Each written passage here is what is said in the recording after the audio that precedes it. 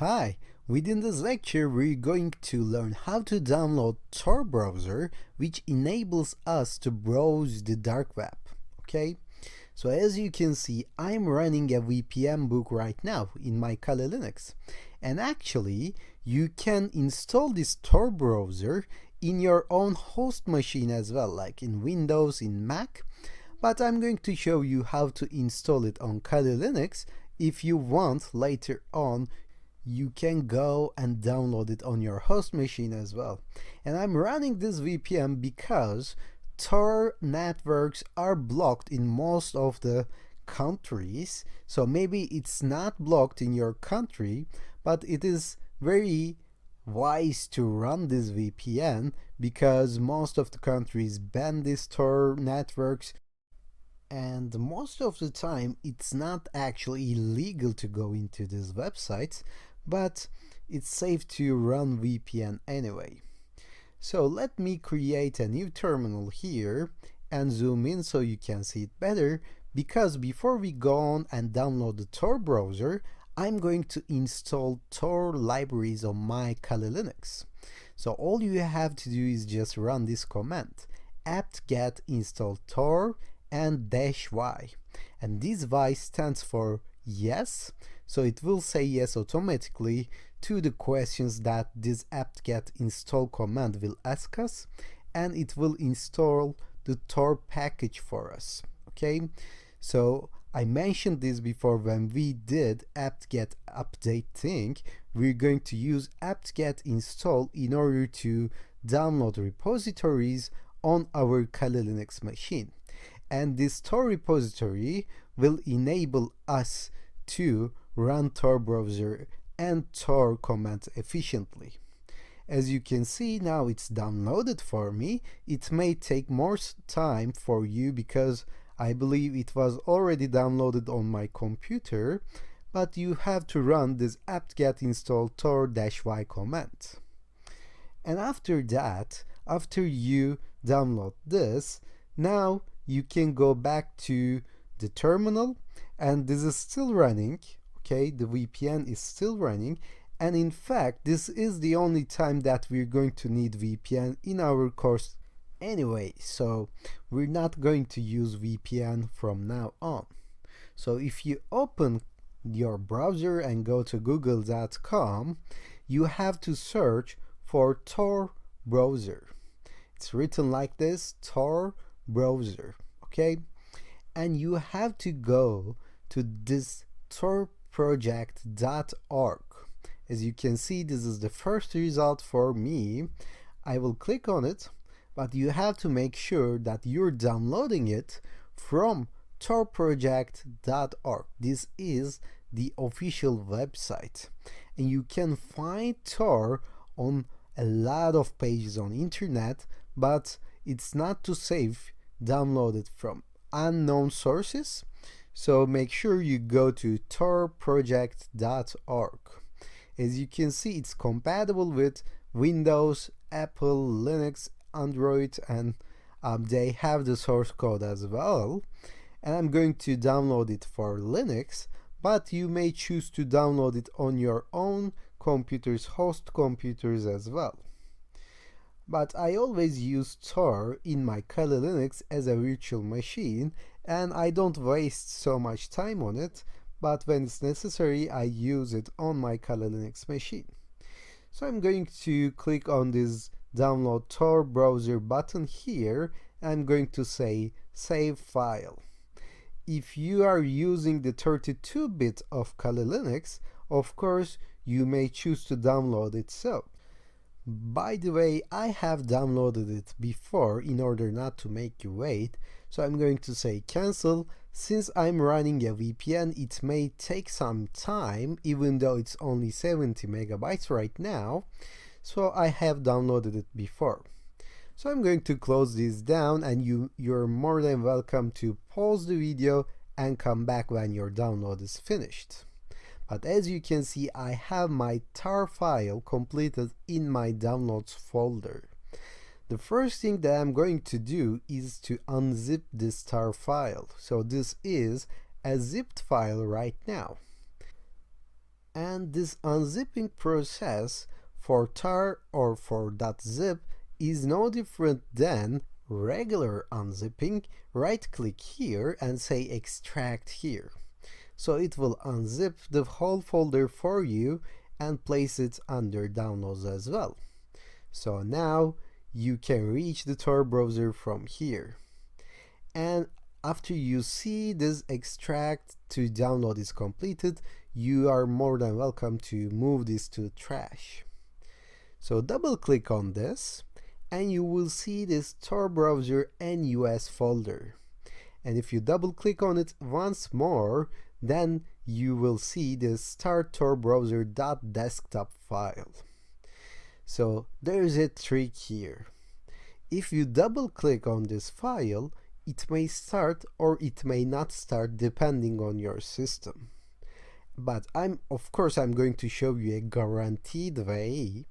But if you double click on it and if it's not working, then it isn't a problem because I'm going to show you.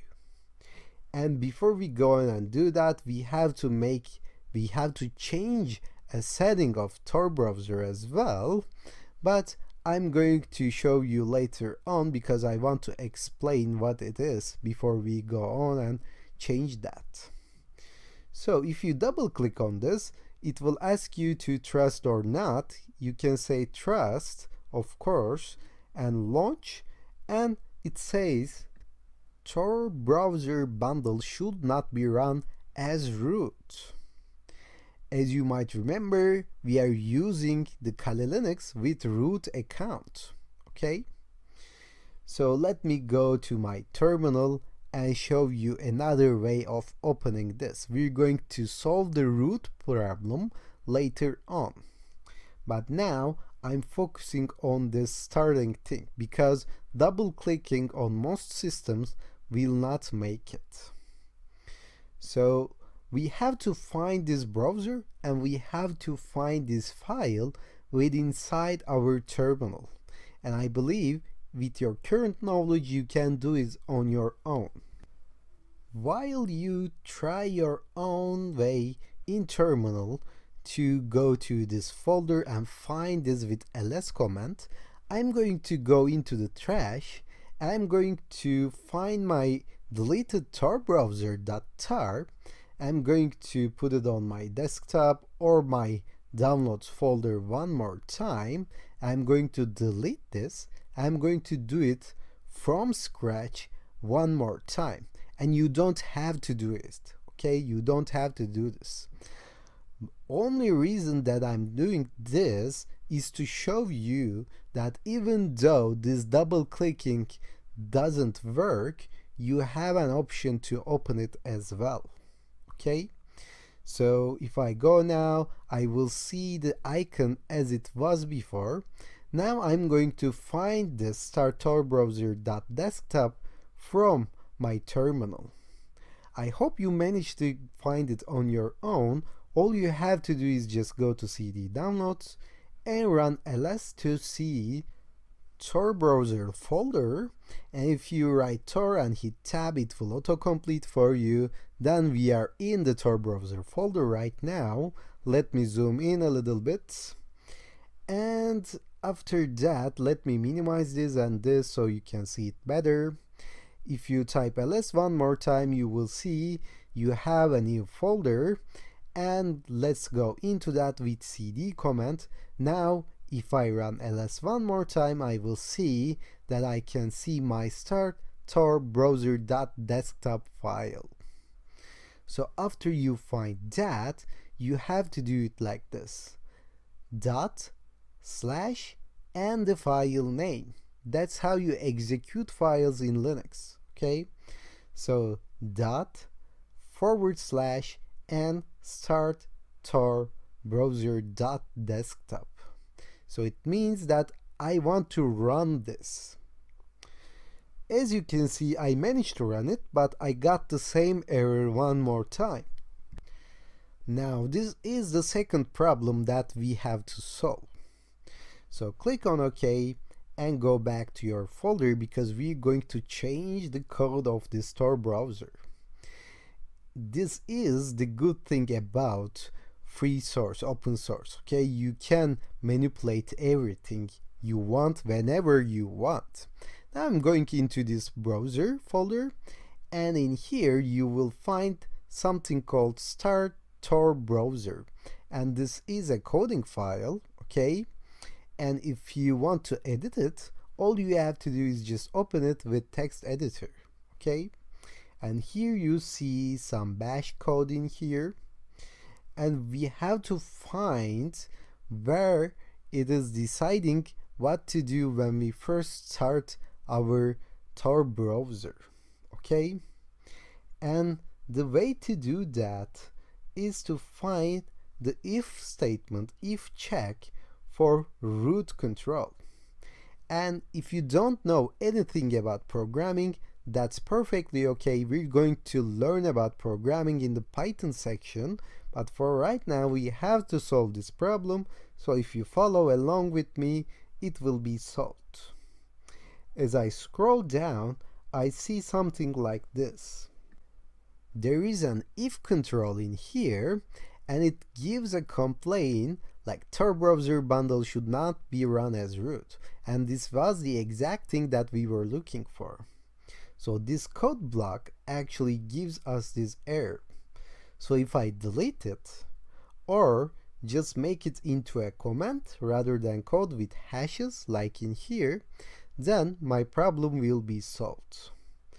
So as I said before, if you don't know anything about programming, this doesn't make sense to you, but if you add hashes in here, this code won't get executed.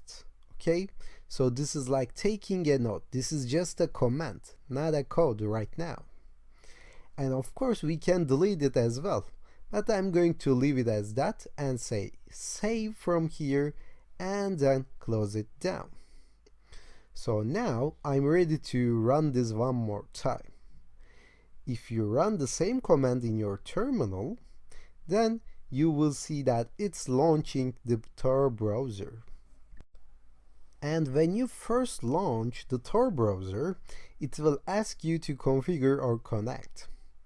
And I'm going to say connect, but again, if your Tor networks are blocked because of your country, because of your internet provider, then you may have a hard time connecting it. So it's better to do this process with VPN as well in that case. So my VPN is still running, okay, and I'm going to say configure, and if it's censored in my country, then I'm going to choose this. It will ask me for a bridge, and I can just select any of these bridges and try to connect with it. And if it doesn't work, then I'm going to select another bridge. I am just going to try with that bridge as well.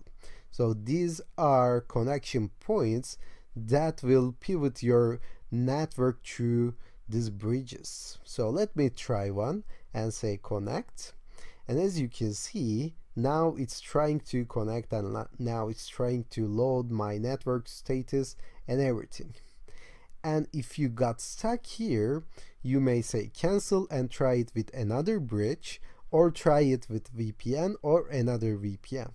But as you can see, now it's working for me. Okay, so I think I have no problem with Tor browser right now, and as you can see, it appears in my pane, but as long as I close it down, it will go away, so you have to run it from your terminal every time. So this is the same thing with Firefox, okay?